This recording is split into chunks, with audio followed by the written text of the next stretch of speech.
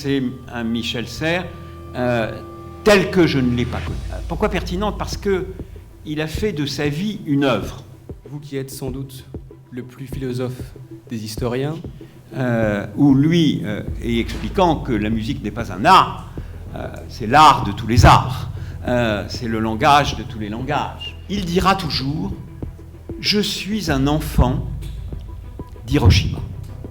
C'est-à-dire que pour lui, qui a dit qu'il avait depuis l'enfance vécu dans la guerre.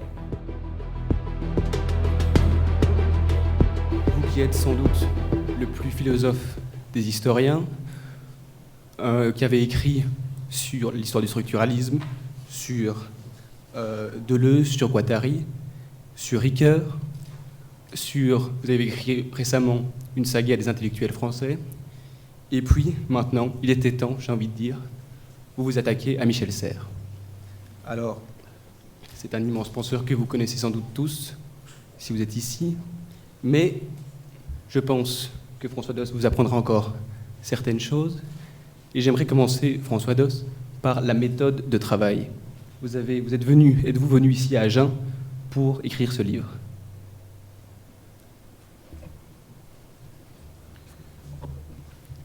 Oui, merci. Alors, excusez mon état, je suis quelque peu malade, mais j'ai pris la précaution avant de venir à Agen de me faire tester. Donc, je n'ai pas le virus. Sinon, effectivement, j'aurais remis en cause ma venue, mais mon état n'est pas vraiment brillant. Je suis effectivement venu à Agen et j'ai découvert Agen, puisqu'on est à la 4e session des journées dont je me réjouis, des journées philosophiques autour de l'œuvre de Michel Serres. Je suis venu à la première. Et effectivement, j'y suis venu comme dans le cadre de mon travail d'enquête. C'est-à-dire qu'effectivement, ça répond un peu à la question sur la méthode de travail. C'est-à-dire que j'ai à la fois travaillé sur l'œuvre de Michel Serres, car il y a la joie de savoir, il y a l'ascèse qui consiste à embrasser toute cette œuvre, puisque ce n'est pas moins d'une centaine de livres. Donc c'est une œuvre extrêmement énorme. D'ailleurs, vous la connaissez, et il y a déjà certains livres dans la librairie, la partie librairie, vous voyez à quel point elle est énorme. Et puis, il y a eu dans mon travail à la fois un travail évidemment sur les archives qui étaient en cours de constitution, donc un travail sur effectivement ces carnets personnels, ces archives personnelles qui sont... alors il y en a effectivement ici à la médiathèque d'Agen, et puis sinon aux archives nationales qui sont entreposées à la Bibliothèque nationale rue Richelieu. Et puis, comme je le fais dans mes autres biographies intellectuelles, j'accorde une grande importance aussi, et c'est un apport pour moi important, à l'enquête orale. À l'enquête orale qui, souvent chez les historiens, et pendant longtemps, a été un peu discréditée. C'est-à-dire que pour les historiens, l'archive sérieuse, pendant longtemps, les choses ont changé, c'était l'archive écrite, et puis... l'archive orale était quelque chose de plus anodin et de plus proche du journalisme.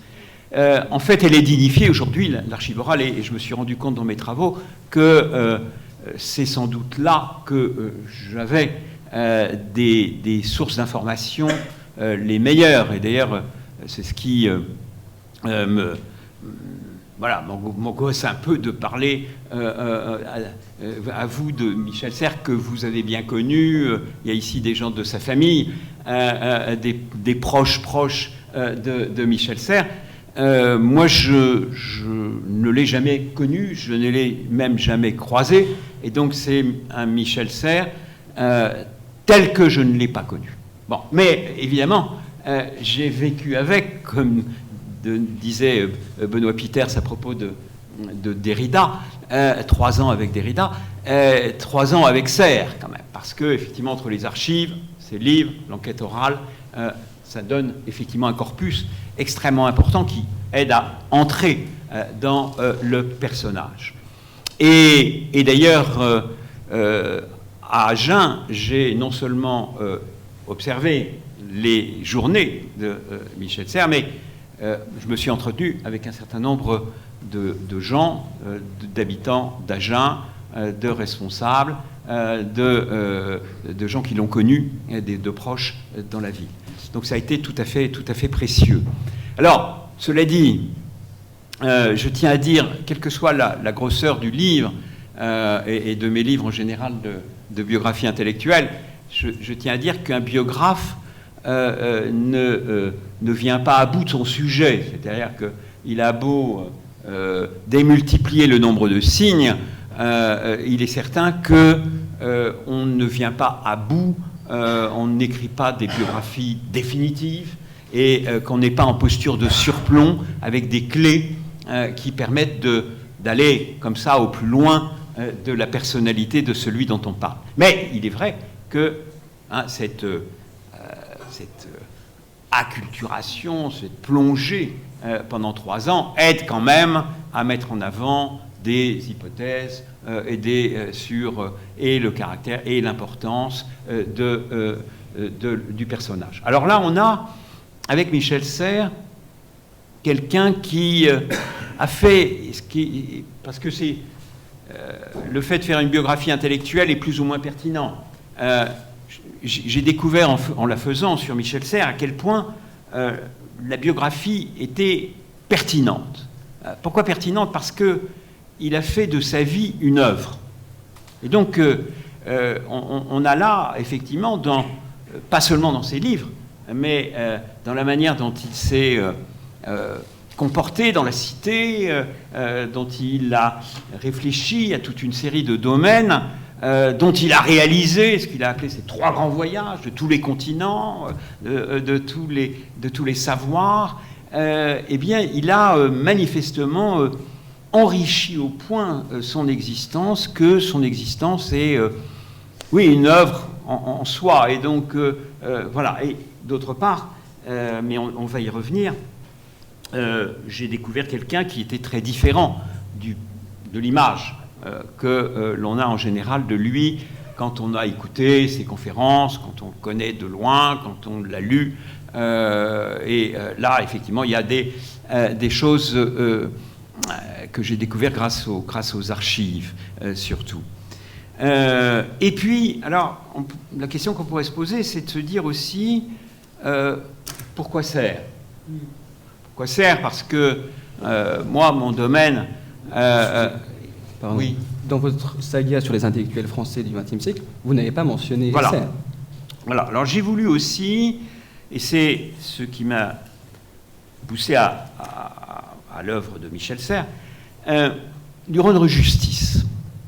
Lui rendre justice, c'est un topo, ça c'est classique dans les biographies. Le biographe dit toujours « je rends justice à quelqu'un qui est... » Non pas qu'il soit méconnu, c'est pas ici qu'on dirait qu'il est méconnu, mais qu'effectivement, dans le paysage intellectuel, j'étais pour l'essentiel passé à côté. Alors, j'étais passé à côté à plusieurs reprises, et je vais expliquer un petit peu pourquoi. J'étais passé à côté quand j'ai fait mon histoire du structuralisme, 2 gros volumes, parce que il était en fait, je le dis, mais à peine dans l'histoire du structuralisme, au cœur du paradigme. Il le dit lui-même dans ses carnets, au cœur du paradigme, puisqu'il était formé aux mathématiques, aux sciences dures, et qu'il vit la révolution Bourbaki, des mathématiques modernes, et que donc, pour lui, la structure, c'est les mathématiques. Et quand ce paradigme monte, au moment où il commence à produire, et s'intéresser donc aux structures mathématiques, à Leibniz, il se sent au cœur du paradigme. Paradigme qui va dominer, puisqu'il s'appellera, vous le savez, le structuralisme en France, mais aux États-Unis, on appellera cela la French Theory. Bon, donc va s'exporter aux États-Unis, dans ce fameux colloque de Baltimore. Eh bien, en fait, Serres sera absent. de cela. Pour une raison simple, c'est qu'en fait, ce qui se joue à ce moment-là, c'est une crise de croissance des sciences sociales, des sciences humaines et sociales, des SHS. Et donc le cœur du paradigme structuraliste ne sera pas les mathématiques, la physique, la topologie, ce sera le cours de linguistique générale de Saussure, ce sera deux disciplines que sont l'anthropologie structurale d'un côté et la psychanalyse versus Lacan de l'autre, avec la linguistique et toute effectivement l'effervescence sémiologique qui tourne autour, Roland Barthes, Genette, etc., autour de l'écriture et de la linguistique. Et là-dessus, eh bien, il est décentré. Je le loupe encore quand je fais ma saga des intellectuels. Très peu de mentions à Michel Serres. Pourquoi ? Parce que en France, on définit les intellectuels de manière un peu restrictive, et j'ai ouvert un peu le champ dans mon bouquin sur la marche des idées, histoire des intellectuels et des intellectuels, pour dire que ça ne suffit pas. Mais c'est vrai que traditionnellement, on a commencé à travailler en tant qu'historien sur les intellectuels à partir du moment où ils s'expriment sur la place publique, par leur prise de parti, par la signature des manifestes, par l'élection, les prises de parti derrière des partis politiques. Bon. Des textes d'indignation sur tel ou tel dossier. C'est comme cela qu'on pointe les engagements intellectuels. Et c'est pas pour rien que la photo de Montaumin et c'est Sartre qui incarne cet engagement, et le deuxième, autre intellectuel d'ordre spécifique, mais qui incarne aussi ces engagements, Michel Foucault. Bon, eh bien, comment se situe Serres dans cette perspective? Il est nulle part. Il n'est pas visible. Si vous prenez le livre de Jean-François Cirinelli sur les passions françaises, cherchez l'index à Serres, il n'existe pas. Pourquoi? Parce qu'il ne signe rien. Parce qu'il ne prend pas parti. Alors on y reviendra. Peut-être pourquoi ne prend-il pas parti? Pourquoi, quelles que soient les causes qu'il traverse, il ne dit pas « je suis scandalisé par tel ou tel point, je prends position publique, etc. sur tel ou tel point ». Non, il reste sur la réserve. Et donc je le perds en visibilité. Alors il y a un moment où effectivement, j'ai commencé à le voir, c'est quand j'ai fait ce livre en 1995, milieu des années 90, qui s'appelle « L'Empire du sens, l'humanisation des sciences humaines ». Et là, j'analyse le basculement de paradigme. On est dans un paradigme qui devient, dans les sciences humaines, pour aller vite, pragmatique, qui prend un tournant à la fois pragmatique et herméneutique, par rapport au structuralisme, et qui sort du structuralisme. Et là, effectivement, j'accorde à Michel Serres une place, puisque j'ai un chapitre qui s'appelle « La galaxie de Michel Serres ». Et c'est là où je vois, dans l'émergence de ce paradigme nouveau dans les sciences humaines, des gens comme Bruno Latour, Michel Calon, le Centre de sociologie de l'innovation, qui sont des disciples de Michel Serres. Je vois le CREA, qui est l'ENS, l'école polytechnique plutôt, qui est dirigée par Jean-Pierre Dupuis, qui est aussi un proche à la fois de René Girard, dont il a été question, et de Michel Serres. Voilà, je vois Pierre Lévy, les arbres de la connaissance, donc des choses qui effectivement émanent des réflexions, des actions collectives de réflexion de Michel Serres. Et puis je découvre en même temps son magnifique livre sur Zola, Feu et signaux de brume, où je suis ébloui en tant qu'historien, parce que par rapport au savoir disciplinaire, là on a magnifique démonstration de la fécondité du caractère heuristique de faire dialoguer, c'est tout évidemment la philosophie de Michel Serres, construire des ponts, faire dialoguer les sciences humaines et les sciences dures, et là où il fait une démonstration fantastique, lecture des Rougon-Macquart, de toute l'œuvre de Zola, au travers du principe de la thermodynamique de Carnot. Non pas parce que Serre aurait lu Carnot et aurait appliqué Carnot, pas du tout. Mais parce qu'il y a là, effectivement, une épistémologie latente, un état des sciences latent qui est en train de se constituer et de fomenter la révolution industrielle, et qui va imprégner de manière consciente, inconsciente, les esprits et la littérature. Et donc là, on a une œuvre magnifique. Et puis, et je le réécoutais récemment, pour ceux qui ne l'ont pas entendu, je les invite à entendre ces magnifiques émissions qu'il a faites.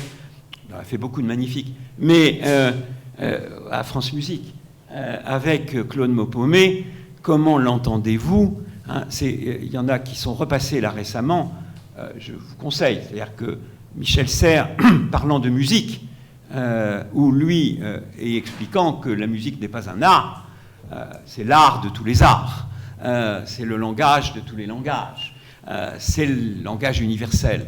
Et il a consacré un livre à la musique, mais il a aussi dit à quel point, et là on retrouve un des aspects de Michel Serres, il porte soin à son écriture, pour lequel il s'est voué dans une véritable ascèse, puisque tous les matins, en se levant très tôt, il se mettait à sa table, rien, ne disait-il, ne résiste à l'entraînement.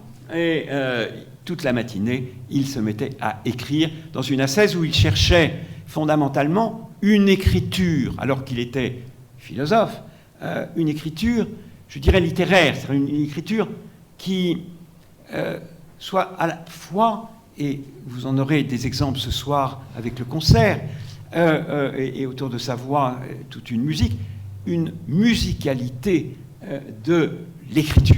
Hein, et pour lui, en effet, il recherche cette musicalité, un texte, un beau texte, c'est un texte qui est en même temps une musique et qui est le comble de la musique. Et il cherchait cette écriture, et c'est aussi une autre dimension qui passe parfois un peu inaperçue par rapport à quelqu'un qui est bien connu pour être un spécialiste de la philosophie des sciences, qui est bien connu pour être un spécialiste de la philosophie, mais qui en même temps est un écrivain, et cela, il va le développer. Et là, je me permets d'inscrire par rapport à déjà des premières réactions que j'ai, non pas par rapport à mon livre, mais par rapport à la personnalité même de Michel Serres. Certains me disent, parmi les philosophes, il y a deux Michel Serres. Il y a le Michel Serres de l'œuvre philosophique, sérieuse, qui est sur sa thèse sur Leibniz, les Hermès, etc. Et puis il y a le Michel Serres qui nous vient d'Amérique et qui nous ramène des petits livres sans notes de bas de page et qui produit, mais qui n'est plus vraiment sérieux. Et là, je m'inscrirai totalement à l'encontre de ce stéréotype qui est assez répandu.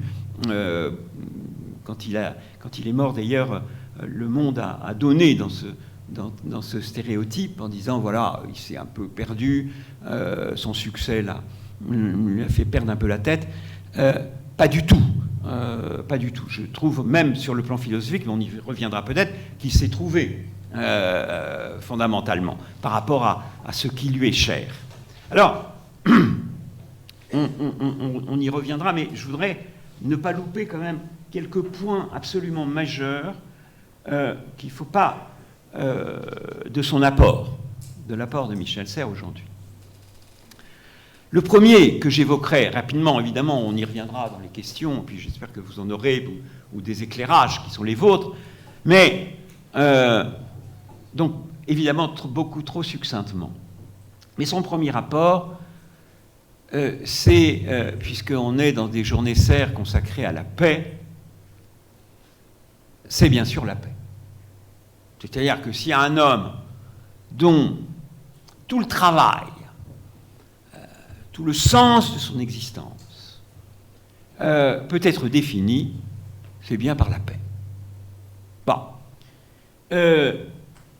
Il le dit lui-même, il va quitter radicalement du jour au lendemain, lui qui est un amoureux de Garonne, lui qui est un amoureux de la mer, lui qui rêvait de passer du personnage qu'il adulait, qui était son père, marinier, à un personnage qu'il voulait incarner, qui était celui de marin, et qui suit l'école navale, eh bien, après être sorti major de l'école navale, il donne sa démission.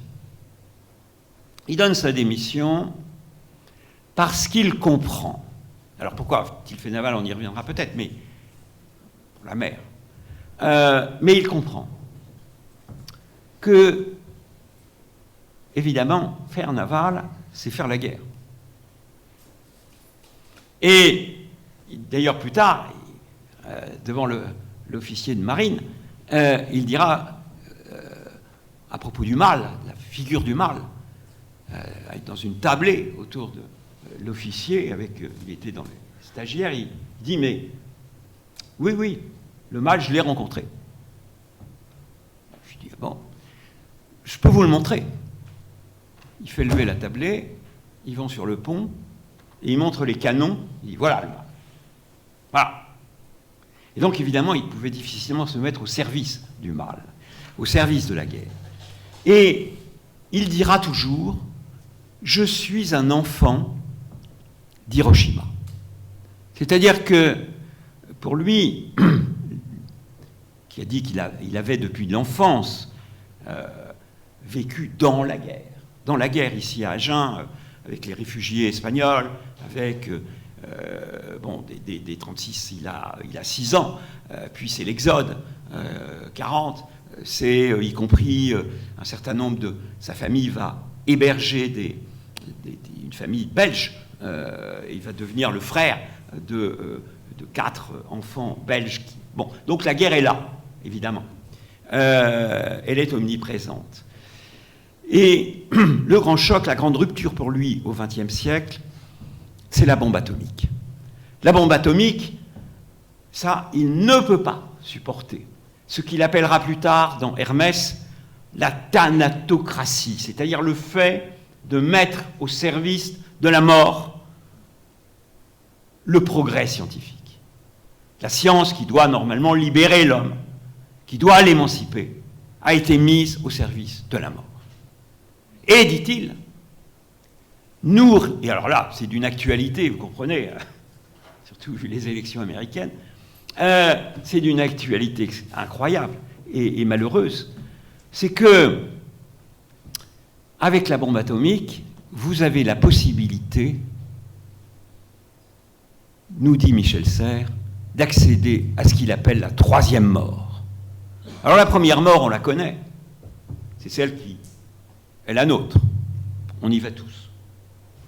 On est là en survie. La deuxième mort, c'est celle que voyait Paul Valéry lorsqu'il disait « les civilisations sont mortelles ». Et l'histoire est faite de civilisations qui ont prospéré et qui ont disparu. Mais il y a une troisième mort, nous dit Michel Serres. C'est que maintenant, avec le progrès, Dieu sait si Michel Serres ne tourne pas le dos au progrès, on y reviendra. Au contraire, il est très bienveillant, accueillant, justement.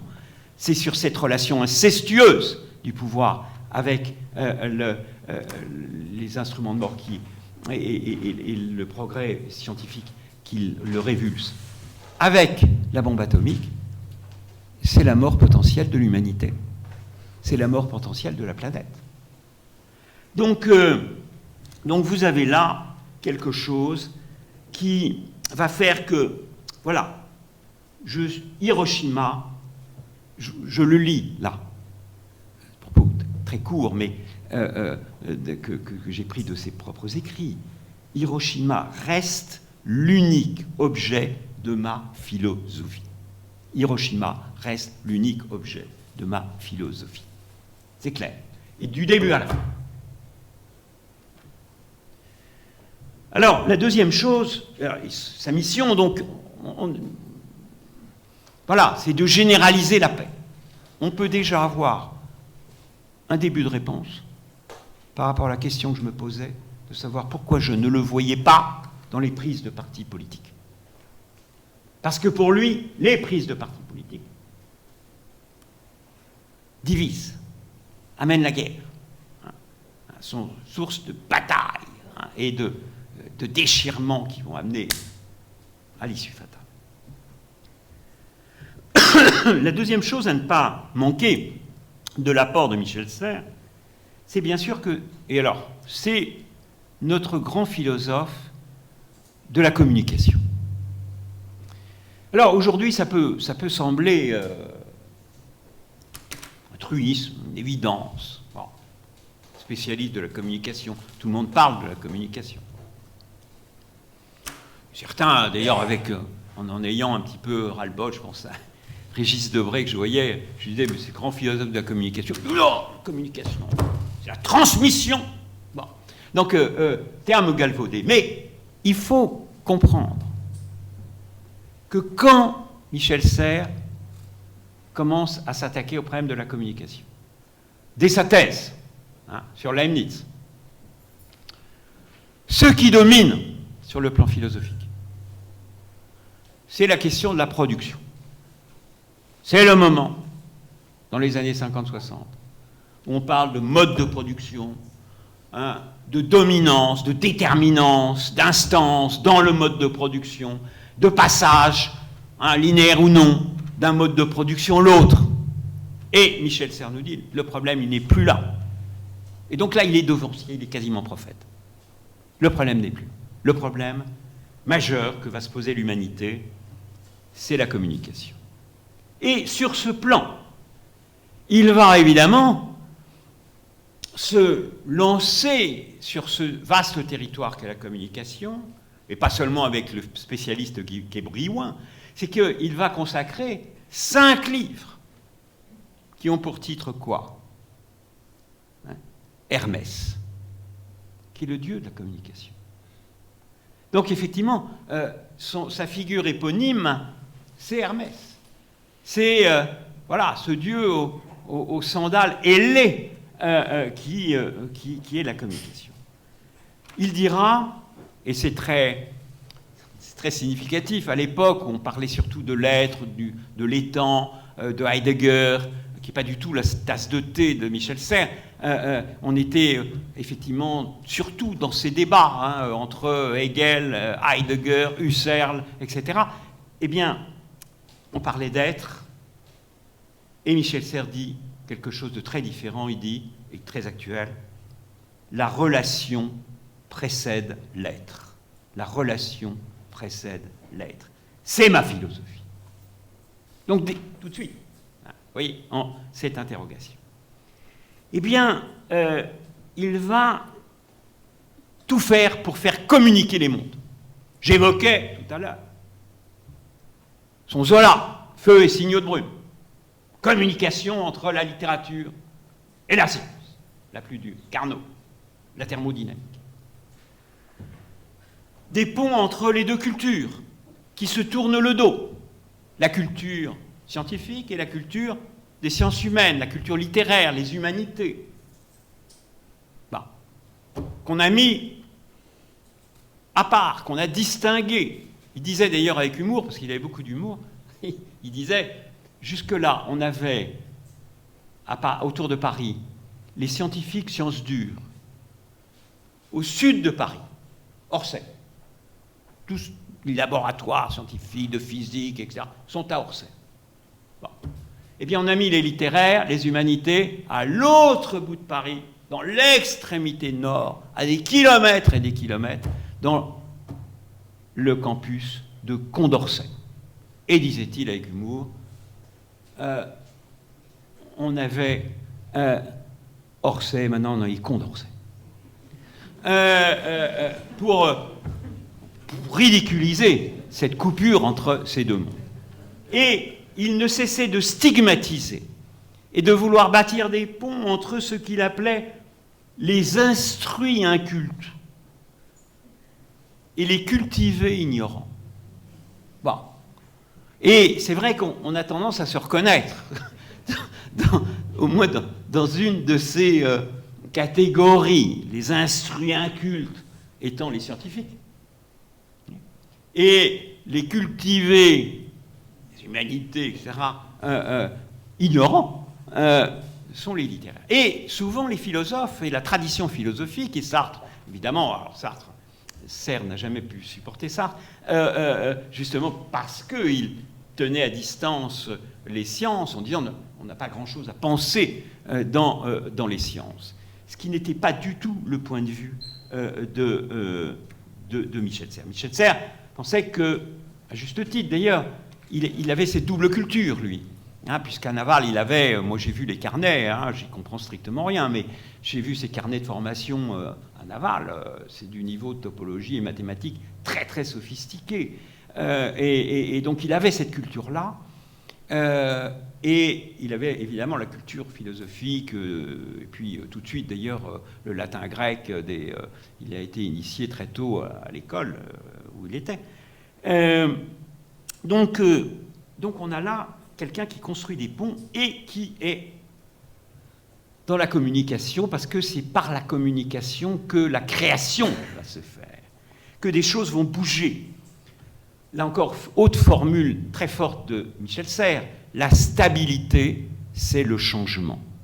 Ça peut sembler oxymorique, la stabilité, c'est le changement. Ben non, justement, pour que toute la logique entre l'entropie, la négantropie, etc., c'est justement pour que le système se maintienne, qu'il se produisent des choses, qu'il y ait changement. Et pour qu'il y ait changement, il faut, et il en est l'exemplification, il faut des bifurcations. Il faut des bifurcations. C'est l'homme des bifurcations. Bon. Dans tout son parcours, on n'a pas le temps d'y revenir, mais il va de bifurcation en bifurcation.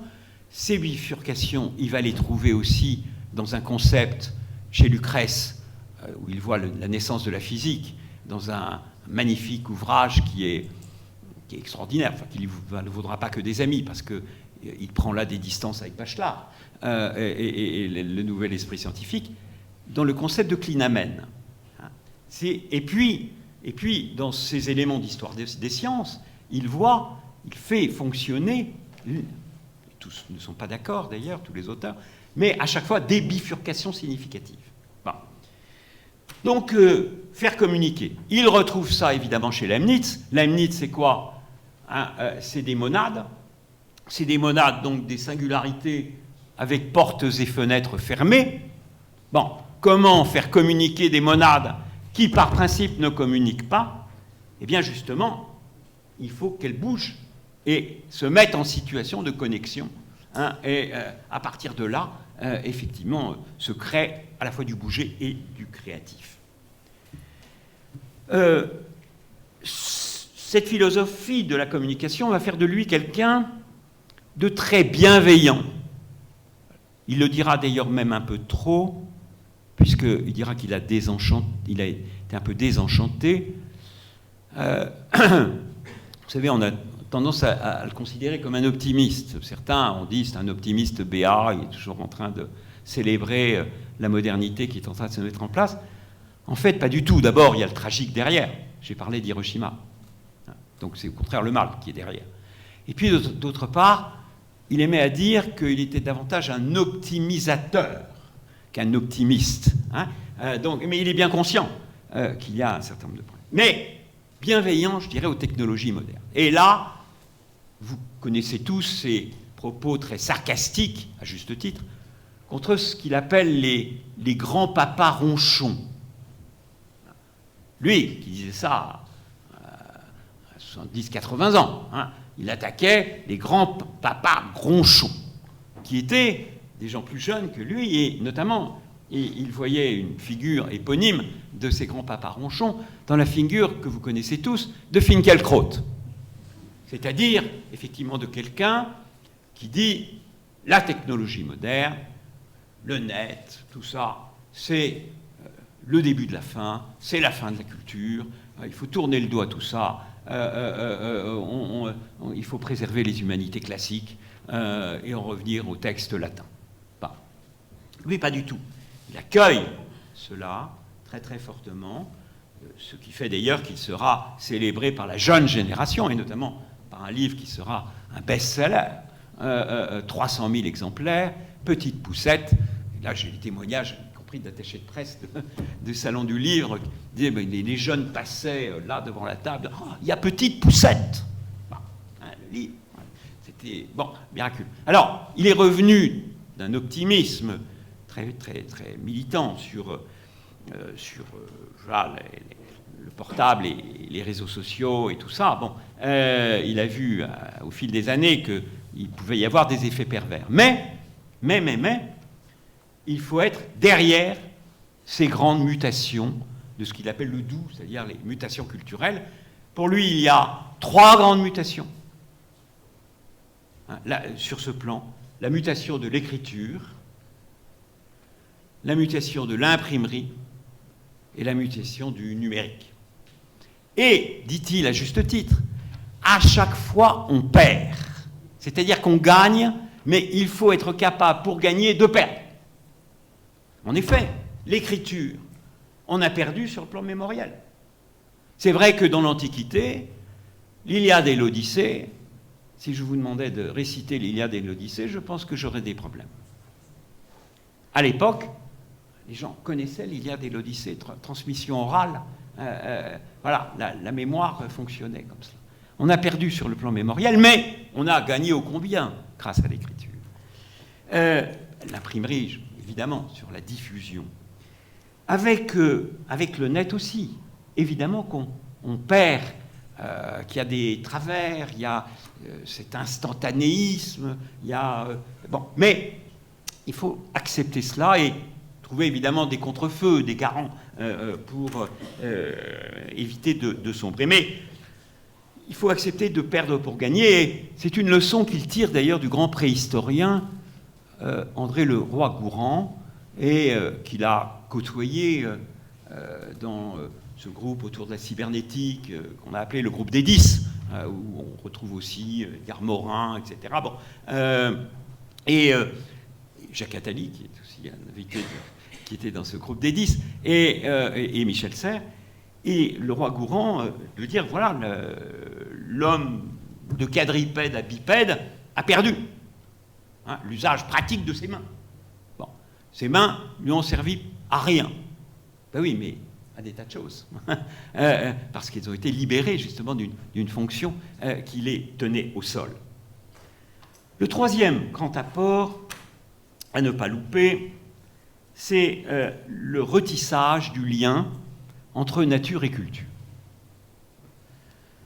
Ce retissage de lien entre nature et culture, sur lequel a beaucoup travaillé un anthropologue qui était invité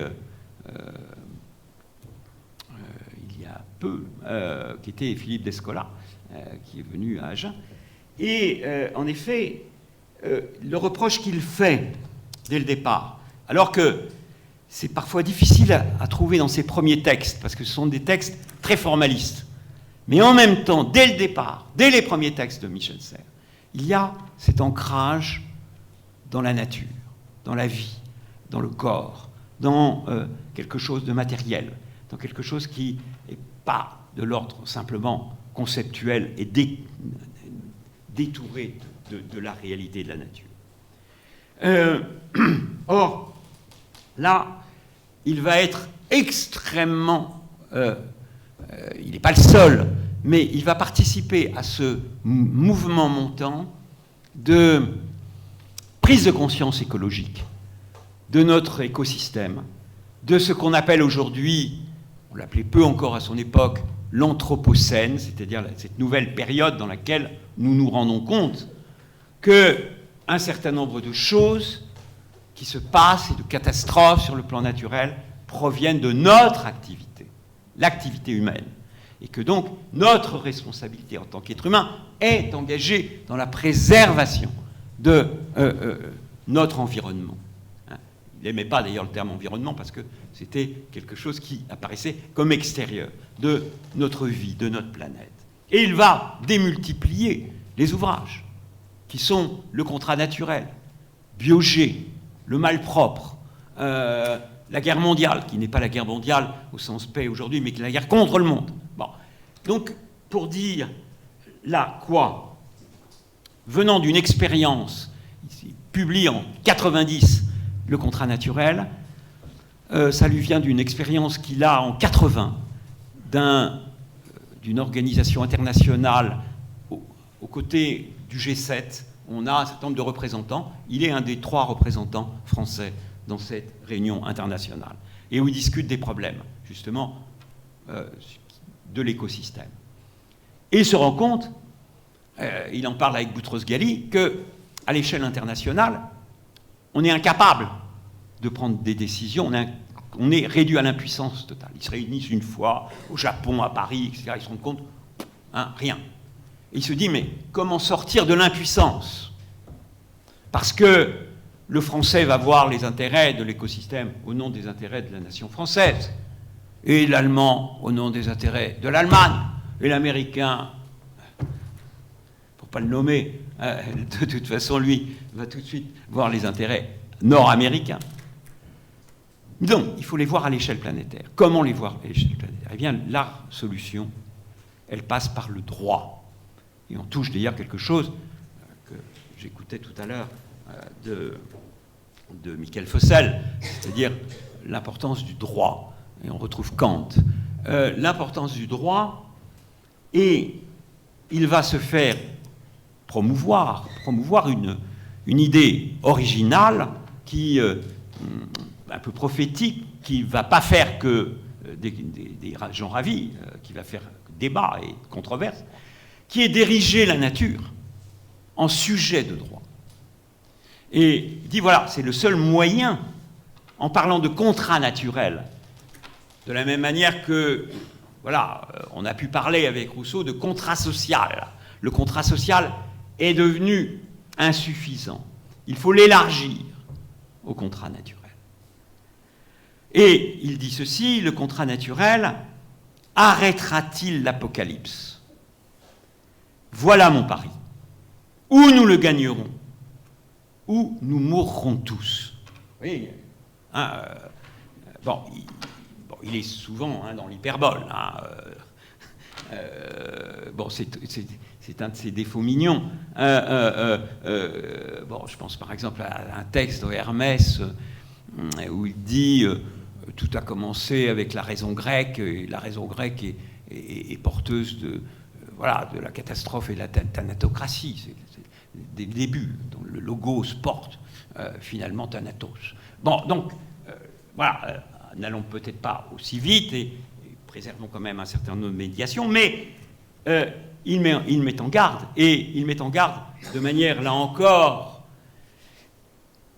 en utilisant toutes les formes d'expression, et notamment l'une qu'il va apporter à la réflexion, qui est ce tableau que vous connaissez tous de Goya, de la bataille de Gourdin, deux types qui se battent à coups de gourdin, mais qui ne se rendent pas compte que plus ils bougent et qu'ils donnent à chaque coup de gourdin, ils s'enfoncent dans le sol marécageux. Donc, de cette guerre intestine entre deux êtres humains, non seulement ils vont périr tous les deux, mais voilà, c'est le sort, y compris du vivant, qui est en cause. Autre point majeur, c'est que j'ai découvert, c'est une certaine forme, je dirais, de mysticisme, qui est le fil rouge de tout son parcours.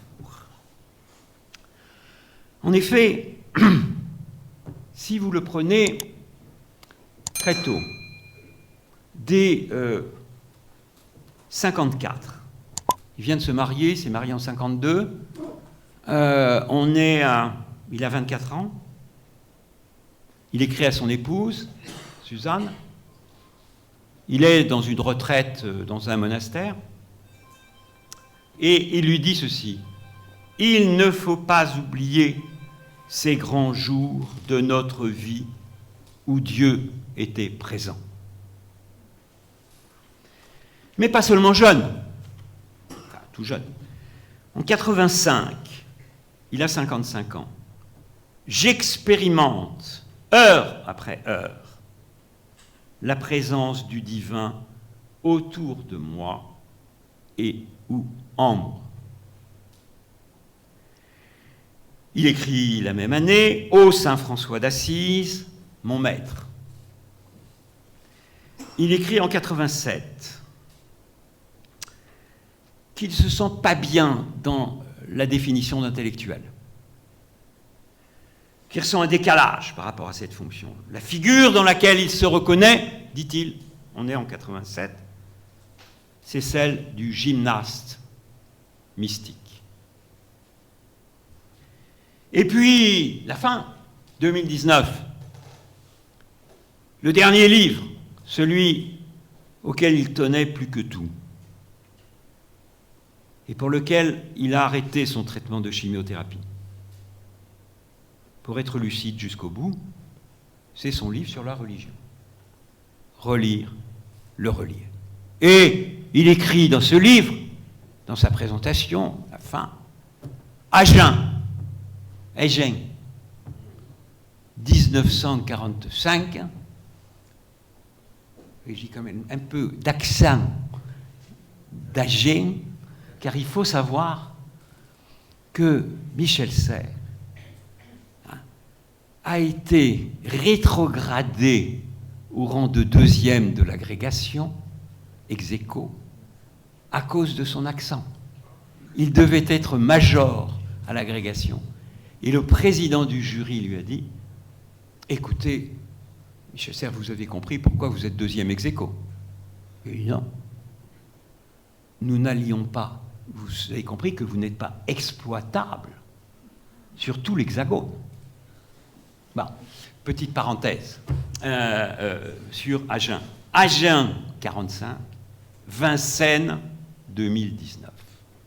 Voilà comment il signe ce livre qui est Relire, le relier, livre sur la religion.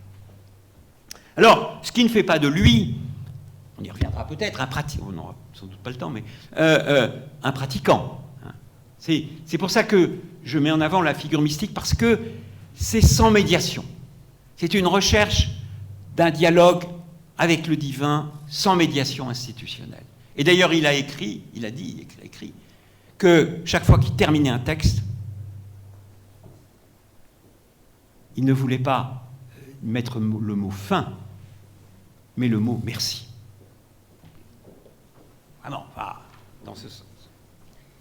Alors, je disais quelques mots quand même du personnage qui ne correspond pas, tel que je l'ai découvert dans mon enquête, à l'image publique que l'on a du grand-père idéal, du grand-père tranquille, de l'homme totalement bienveillant, équilibré, solaire, rayonnant sur sa fratrie, rayonnant sur le monde, rayonnant dans son milieu. J'ai découvert quelqu'un qui connaît des tensions extraordinairement difficiles à vivre et qui les vit comme il vit tout de manière paroxystique. Il les vit très difficiles. Première tension, je ne vais pas toutes les énumérer, les plus importantes, entre la déterritorialisation et la reterritorialisation. Il va vivre de manière extrêmement difficile le fait de quitter Agen. Il est très attaché à Agen. Très attaché. Vous connaissez tous Adi Charles, hein? Bon, on voit très bien comment il est revenu dans une reterritorialisation. Et certains peuvent dire ici, mais il a été assez peu là, il a parcouru le monde, il était plus à Stanford qu'à Agen, et puis il était partout dans le monde. Oui, les deux sont vrais. Les deux sont vrais. Il a été dans le sens de la déterritorialisation et de la reterritorialisation. Mais évidemment, la tension est difficile. La tension est difficile et il dit des choses qui apparaissent comme, là encore, des oxymores. Je le prends là, par exemple, citation de Michel Serres. « J'adore et je hais les déplacements. » Oui, c'est le « et ». Voilà, il l'adore et en même temps, il sait qu'il faut partir, qu'il faut voyager. Mais à chaque fois, c'est très difficile pour lui. Et ses proches m'ont même parlé de ce qu'il appelait sa névrose expérimentale. Quand il avait un voyage à faire, quand il avait un train à prendre, quand il avait un avion à prendre, il fallait l'accompagner. Non pas qu'il ne sache pas composter un billet, mais psychologiquement, c'était difficile. Bon. Alors, cette tension, on va la retrouver dans tous les domaines, qui fait de lui, je dirais, et là encore ça peut paraître contradictoire, un solitaire solidaire. C'est-à-dire que, effectivement, il va cesser de parler et d'écrire dans ses carnets qu'il est seul. Évidemment, quand on connaît ses réseaux, quand on sait à quel point il a été reçu, etc., on se dit, mais c'est une solitude bien habitée, quand même. Mais il dira par exemple à son ami Miraton, je crève de solitude. Bon. Ce qui est vrai dans ces textes. Et en même temps, solidaire. C'est-à-dire qu'il n'est pas plus heureux que dans des cadres où il va sentir une fraternité, une solidarité, le pacte de rugby. Là, c'est le bonheur. On est solidaire. La cordée, parce qu'il fait de l'alpinisme au niveau, et à un âge, en général, on fait plutôt du fauteuil, puisque c'est autour de 60 ans qu'il gravit les plus hauts sommets. Alors, cette fragilité, je ne suis pas psychanalyste, je ne me hasarderai pas à donner un tableau clinique, mais ça m'a surpris quand même de lire ces carnets où il se livre beaucoup lui-même sur une forme d'introspection. Hein, il n'est jamais passé sur le divan, bon, c'est pas hasard non plus, mais c'est la joie du savoir et de tous les savoirs, sauf la psychanalyse. Bon. Alors, c'est qu'en fait, il est aussi torturé par le fait il voue pour son père une grande admiration. Son père, vous savez, était un notable à Agen. Hein, il avait la drague sur la Garonne. On l'appelait à l'époque le marchand de sable, non pas pour endormir les enfants, mais pour prendre les graviers et pour les routes et pour l'industrie du bâtiment. Et donc c'est un notable.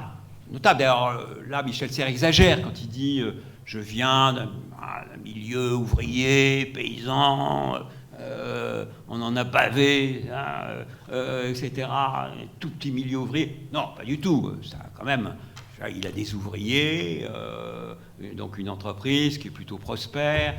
Il est aussi concessionnaire de berlier. Il a à Poulaire une propriété avec des fermiers. Donc voilà, c'est quand même bonne petite bourgeoisie locale. Hein. Mais, bon, fierté de la part de son fils Michel, parce qu'il s'est fait tout seul, parce qu'effectivement, son père vient d'un milieu très modeste et a construit son entreprise tout seul, à la force du poignet, puis c'est pas simple. D'autre part, il l'admire, mais ce père voit dans son fils aîné, qu'est Michel, très brillant, il voit celui qui va prendre la succession de son entreprise. Et à chaque fois, il lui dit « Mais tu vas arrêter ces études !» Le père considérait que lire un livre, c'était une activité de fainéant. Or, Michel Serres ne cesse de lire des livres et d'écrire, donc d'être un fainéant. Et là, il y a évidemment deux cultures, et qui n'est pas simple à vivre, parce qu'à la fois, il y a l'admiration du père, mais il est obligé de déroger par rapport à cet interdit et d'aller vers la culture qui passe par le livre et donc de ne pas aller dans les voies intimées par son père, qui lui reproche, parce qu'il voit ses bons résultats, et qui lui dit « Mais qu'est-ce que tu veux ? Tu veux être un monsieur ? Donc, voilà, c'est d'une certaine manière, tu veux me trahir. » Ce qui va dire d'ailleurs plus tard à Canguilhem, quand Canguilhem va passer à Agen. Il dira à Canguilhem, qui était son directeur de thèse, un grand spécialiste de l'épistémologie, successeur de Bachelard, etc. Il dit à Canguilhem, mais vous êtes le salaud qui m'a pris mon fils. Bon, donc c'est dire un peu voilà, regarde. Et donc pas simple à vivre pour... je tiens d'ailleurs de la fille aînée de Michel Serres, Hélène, qui est ici, le fait qu'il apprend la mort de son père à Clermont, où il est prof de philo, et dans tout le trajet Clermont-Ferrand-Agen, vous voyez, c'est une sacrée route, il ne cesse de pleurer. Et dans ses carnets, c'est le désastre. C'est le désastre. Il écrit « Ma fierté était nous deux », 63, c'est la mort de son père. « Ma fierté était nous deux ». Devenir père de mon père. Il était presque dans un renversement qui n'est pas sans me faire penser à quelqu'un qui a été son ami d'ailleurs, Paul Vialanex, à Michelet. Michelet sur ce renversement du père du fils par rapport à l'histoire de France. En même temps, donc, sur le plan culturel, problème avec le père. Problème du côté mère, très différent. Là, on est devant le manque. La mère est là, elle est présente, mais elle est incapable, elle le sera plus avec ses petits-enfants, mais incapable d'affection vis-à-vis... Alors, ce n'est pas réservé à Michel Serres, puisqu'il a... j'ai le témoignage de sa sœur, c'est pareil, et c'était aussi le cas de Claude, de son frère, qui n'avait qu'1 an de différence.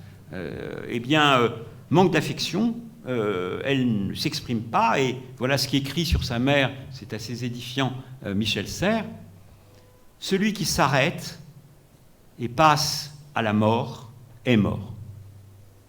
Cette sclérose a un nom, 2 points, ma mère.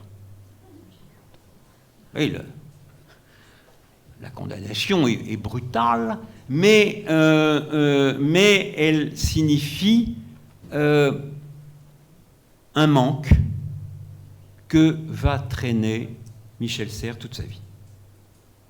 Je pense que là, voilà, ses succès, tout fera que, effectivement, je ne veux pas en faire un martyr, mais il aura plein de triomphes et de succès et de reconnaissance.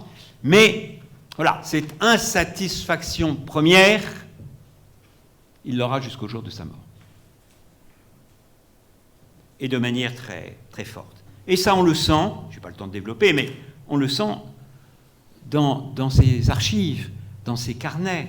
On a là quelqu'un de cyclotimique, pour lesquelles se succèdent des périodes d'euphorie, d'extase, qu'il recherche, et des périodes de détresse, des périodes d'effondrement, où il dit lui-même qu'il sent la folie qui n'est pas loin, et où il se déprécie, et où, effectivement, il est là dans le malheur absolu. Et voilà.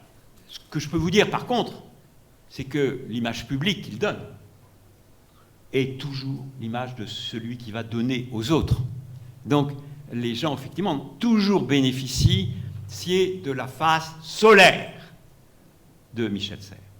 Mais, évidemment, cette face d'ombre, cette ombre portée, là, effectivement, est quelque chose dont il faut avoir connaissance. Parce que, et ce n'en est que plus admirable, parce que, effectivement, ça nécessitait un effort extraordinaire, celui de se transcender pour donner justement aux autres.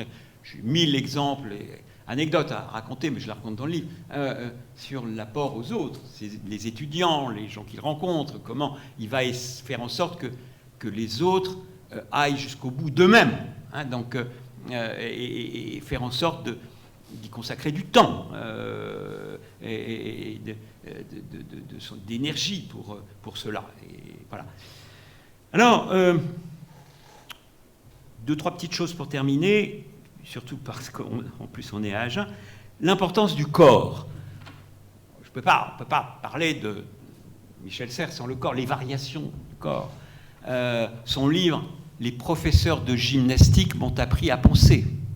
Les professeurs de gymnastique m'ont appris à penser. Pour tous ceux qui ont été profs, vous savez que dans les salles des profs et les conseils de classe, s'il y a un prof qui est un peu tenu à distance dans son survêtement, c'est le prof de gym. Bon.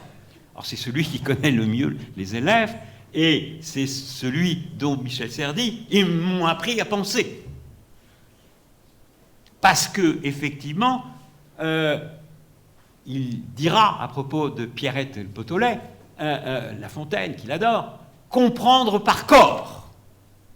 Voilà. Hein, comprendre par corps Pierrette, dont tout le monde s'est gaussé. Voilà. Ouais. Bon. Ce dont le corps est capable, comme disait Spinoza. Eh bien, il dira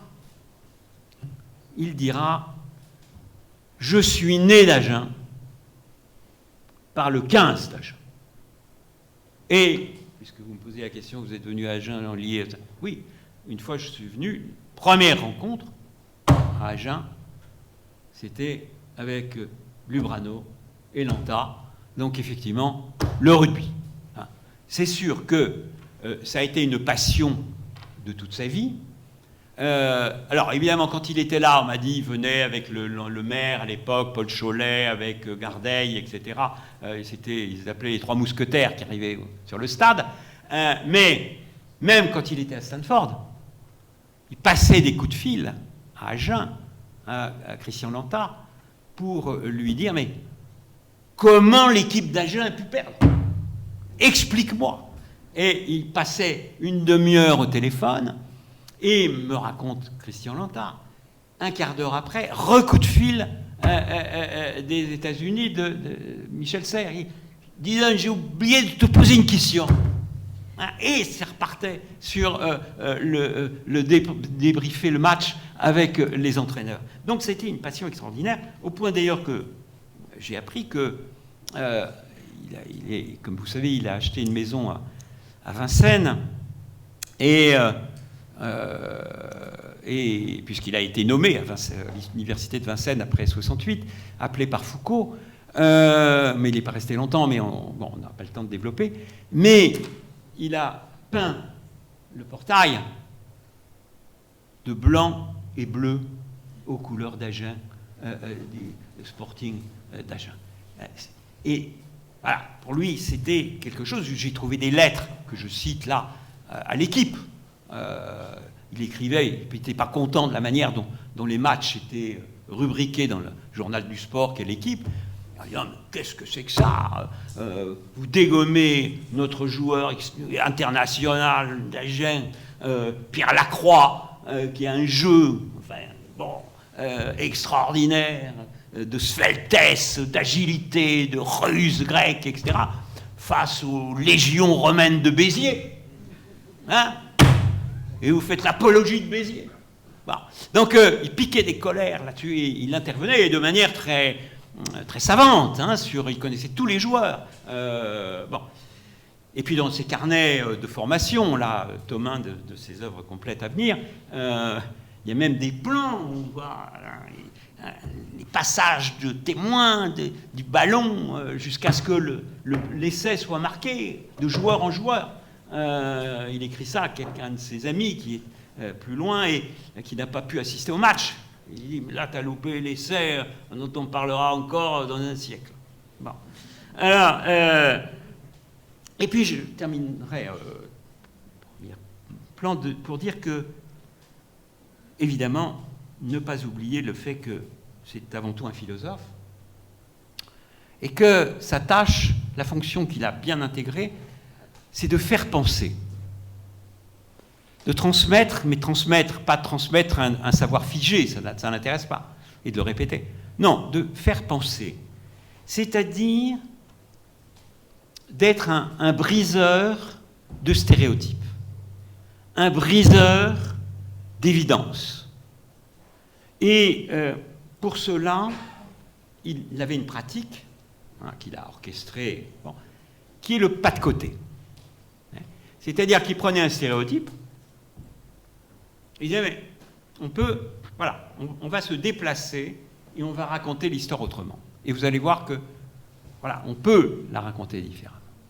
Et il a fait ça, vous le savez, c'est par ça qu'il est le plus connu.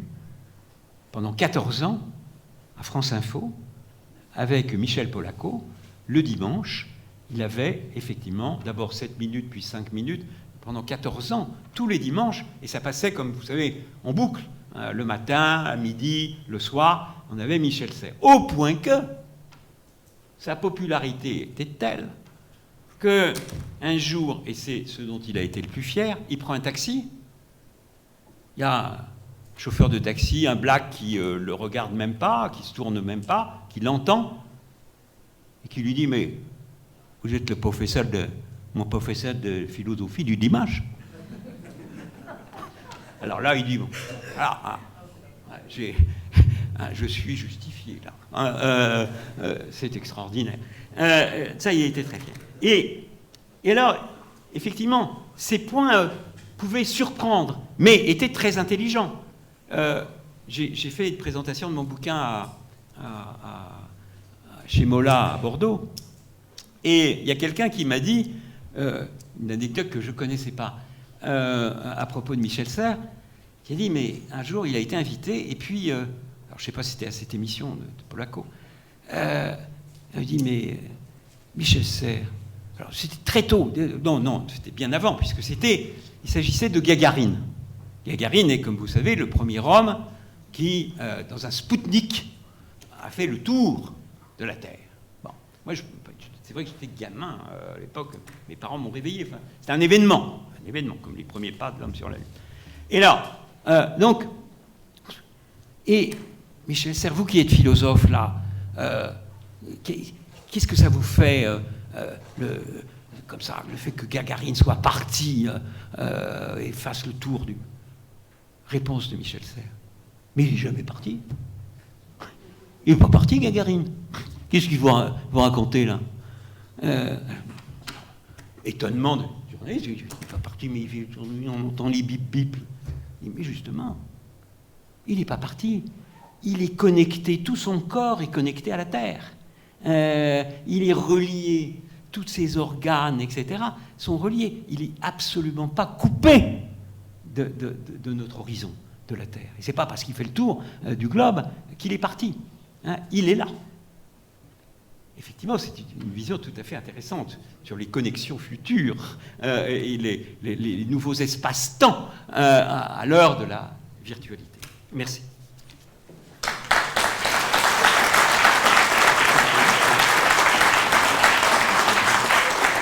Merci beaucoup François Doss.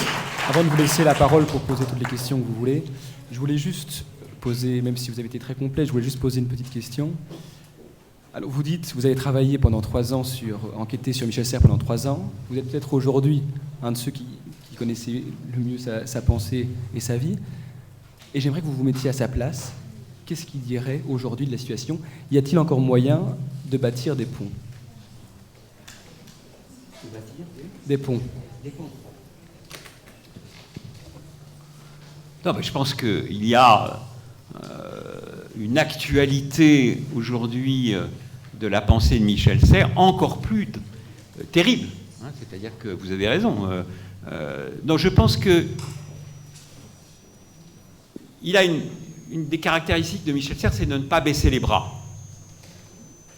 Donc il y a des défis et des nouveaux défis, et ces défis sont effectivement extrêmement douloureux, difficiles, et on n'a pas maîtrise sur tout, mais justement, ils sont d'autant plus... Enfin, la situation est d'autant plus tragique, dramatique aujourd'hui, par rapport à tout ce qu'on sait, pour que ces mises en garde, pour que ce à quoi il nous invite soit urgentissime. Enfin, il enverrait encore plus l'actualité qu'hier.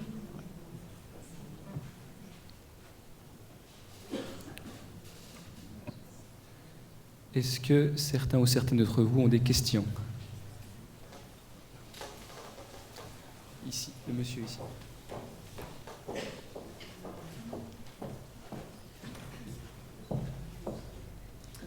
Bonjour, merci pour cet exposé passionnant.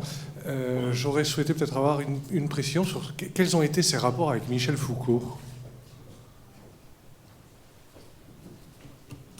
Bien, je ne vais pas pouvoir développer parce que le temps est... Je ne sais pas jusqu'à quand on a... Encore, à mon avis, 10 minutes. 10 minutes. Mais c'est une bonne question et délicate. Enfin, vous avez les réponses dans mon livre, évidemment. C'est que il a eu d'abord de très bonnes relations avec Foucault. Très bonnes relations avec Foucault, puisqu'ils étaient ensemble sur le campus à l'université de Clermont-Ferrand. Et on est dans le début des années 60, milieu des années 60, et Foucault commence à développer son œuvre. Hein, il a écrit Naissance de la clinique, il est en train de... il écrit l'histoire de la folie et il prépare Les mots, les choses, qui vont paraître en 1966. Bon. Or, et là j'ai le témoignage de Pierre Magnard, qui est l'ami de Michel Serres, mais aussi proche de Michel Foucault. Il me disait que Foucault n'a pas habité Clermont, contrairement à Michel Serres, qui s'est installé avec sa famille à Clermont. Foucault reprenait le train pour aller à Paris après ses cours. Et il était accompagné par Magnard et Michel Foucault, et il devisait sur le plan épistémologique. Et vous retrouvez, pour beaucoup, les échos de ces discussions dans la première partie des mots, les choses de Michel Foucault. D'autre part, vous avez les comptes rendus que fait dans la revue Critique Michel Serres des livres de Michel Foucault, donc de l'histoire de la folie, des mots, les choses, qui sont très laudatifs et très bien reçus par Foucault, au point que j'ai trouvé, je crois que c'est dans une archive, une lettre de Michel Foucault, je ne sais pas si c'est pas l'IMEC, enfin bon, il y a les sources de toute façon, où Foucault dit « On aimerait n'écrire que pour toi ». C'est dire un peu à quel point leur relation était forte. Hein.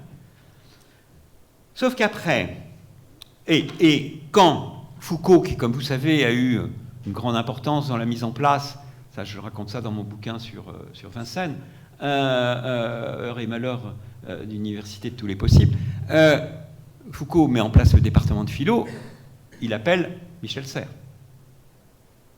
Signe quand même d'une relation à la fois d'estime et amicale. À ceci près, alors il l'appelle en fin 68, à ceci près que Michel Serres est quand même amer, que la thématique qui va dominer les mots, les choses, et par lequel Foucault va devenir très populaire et incarner le paradigme structuraliste, la structure contre le sujet, c'est le thème de la mort de l'homme. La fameuse métaphore de la fin des mots, les choses, etc. Or, et je les cite, mots, les choses, je rappelle 66. Dans les carnets de Michel Serres, vous trouvez en 63 le thème de la mort de l'homme.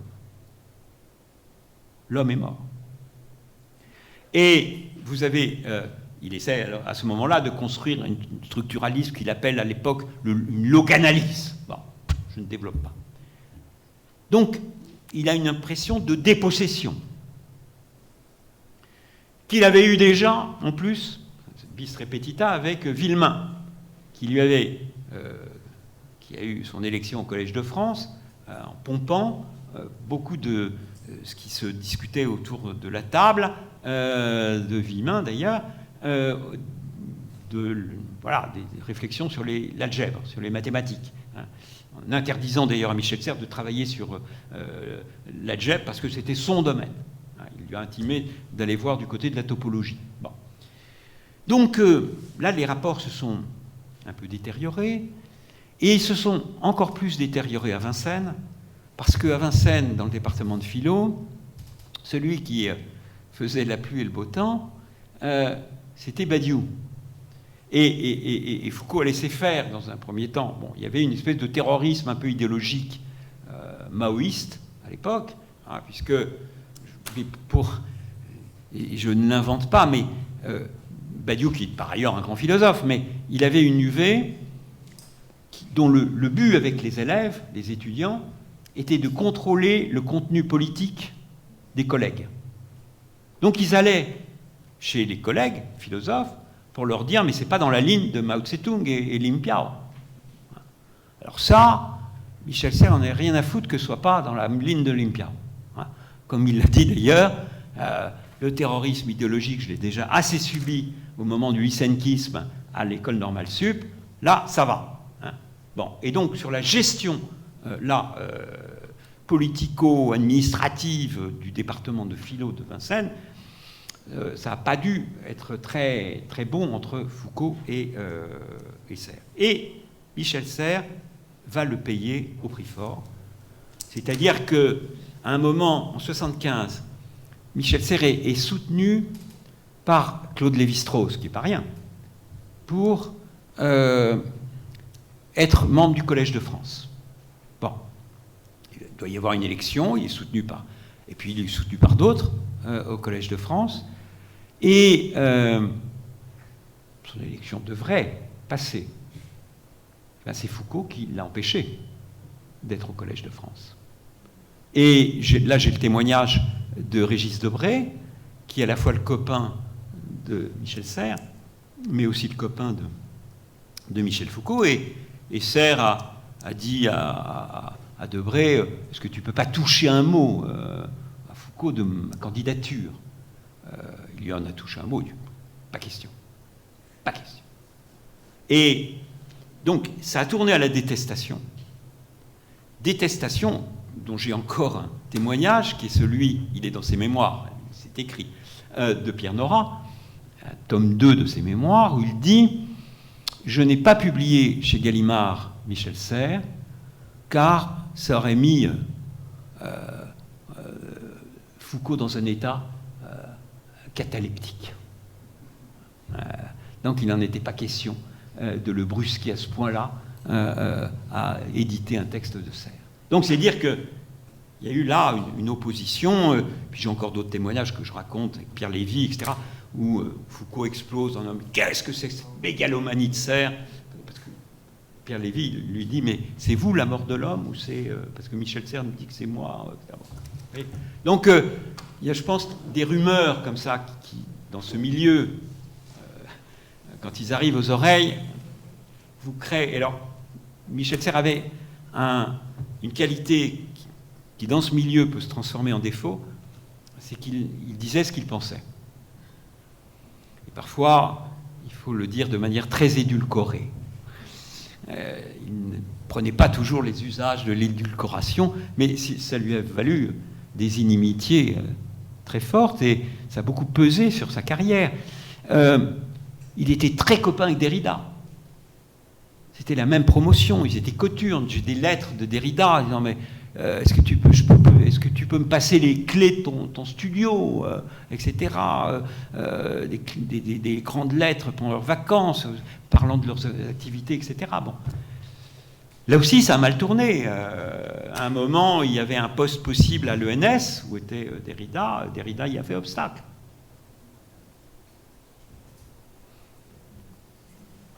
Et quand il arrive à l'Académie française, il dit à son ami Magnard, regarde autour de toi combien il y a de philosophes. Il dit, je suis content que tu sois là. Tu es le seul philosophe. Tu as compris. Pour moi, c'est une revanche.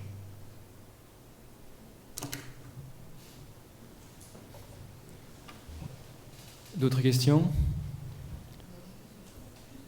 Est-ce que vous savez pourquoi, est-ce que c'est une coquetterie de sa part, lui qui est académicien, il est choisi le terme adichat, mais avec deux fautes par rapport à l'occitan. Est-ce que c'est une coquetterie? Moi, ça m'a toujours surpris de dire, normalement, il faut apprendre la formule académique. Oui, il y a deux fautes. Il y a deux fautes dans le titre. Mais attendez, Adichat, c'est une publication posthume. Oui, mais justement, Ça, il faut... Est-ce que c'est... Il faut que je le demande à Sophie Banca. Voilà. Moi, j'ai trouvé, je me suis dit, c'était le coco qui avait ça. Après, il y a un truc, c'est vrai qu'il a été second simplement à la sortie du Nord-Est, mais il a une spécialité. Il était en classe, enfin, mon père était en classe avec son frère, à Saint-Après, et mon père disait, mais Michel Serres, à la remise des prix, il était premier. Mon père était simplement premier en termes de version latine. Mais bon, c'était le 24. Bon. Mais par contre, il y a une spécificité, c'est que il a toujours été premier. Il est né un 1er septembre et il est mort un 1er juillet. Ah oui. Et oui, vous voyez, je vais avoir quelque chose. 1930 et 2000. Voilà, vous m'en posez une devinette difficile. À Bordeaux, on m'a dit, mais évidemment, votre livre fait 33 chapitres. Et j'ai mis du temps quand même à réagir. Et effectivement, en plus, pour aller dans votre sens, son père est mort, il avait 33 ans. 63. Des choses comme ça un peu... C'est vrai. Bon, merci à tous pour votre écoute. Merci beaucoup François Day.